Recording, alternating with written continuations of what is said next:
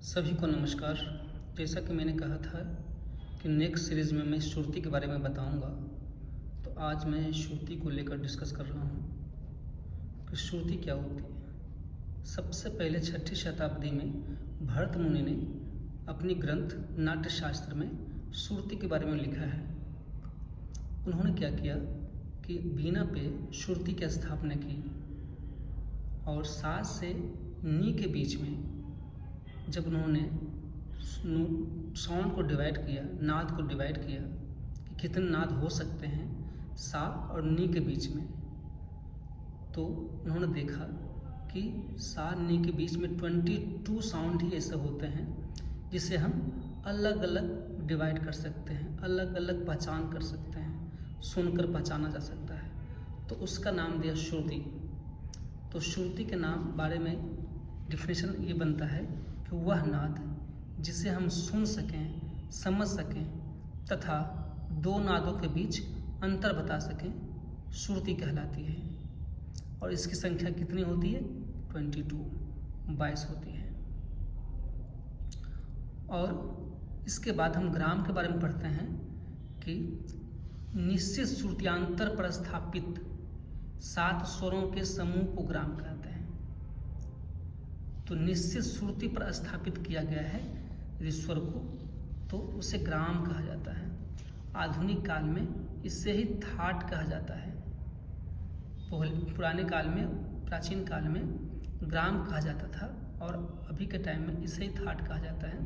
लेकिन पुराने काल में 3 ही ग्राम होते थे, अभी के टाइम में 10 थाट होते हैं।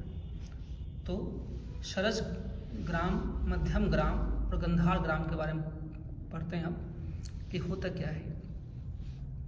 यदि श्रुतियों को 4 3 2 यानी 4 3 2 और 4 4 3 2 के अंतर पर रखा जाए तो यह सरस ग्राम होगा।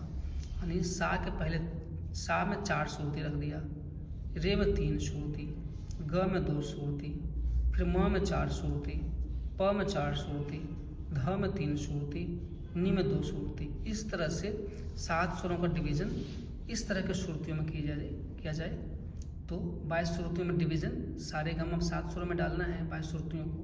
तो सा में 4 श्रुति डाल दिया, रे में 3, ग में 2, 4 3 2 हो गया, फिर म प में 4 4, फिर ध में 3, नी में 2, तो हमारा सरस ग्राम की स्थापना हो जाती है।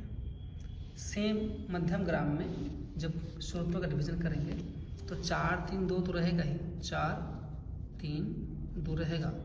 इसमें 4 4 3 4 3 4 2 का डिवीज़न होगा इसमें, 4 3 2 और 4 3 4 2। इस तरह का डिवीज़न करेंगे तो मध्यम ग्राम की स्थापना हो जाएगी। और गंधार ग्राम में फर्स्ट में 4 रखेंगे, यहाँ शुरू करेंगे, एक यहाँ पे है 4, ये नहीं रहेगा, 4 पहले में 4, बाकी में 3, फिर 3, फिर 3, फिर 3 3 3, 4 3 3 3 3 3 इस तरह रिवीजन कर देंगे 22 श्रुतियों में, तो ये गंधार ग्राम की स्थापना हो जाएगी। तो श्रुतियों का क्लासिफिकेशन करके अलग अलग डिफरेंट तरीके से स्वरों की स्थापना करना ही ग्राम है। जैसा डिफिनेशन कह रहा है कि निश्चित श्रुतियांतर पर स्थापित 7 स्वरों के समूह को ग्राम कहते हैं। आधुनिक काल में इसे ही थाट कहा जाता है। तो आज क्लास में मैंने पढ़ा कि श्रुति क्या होती है और ग्राम क्या होता है। नेक्स्ट क्लास में हम लोग थाट पढ़ेंगे। Thank you.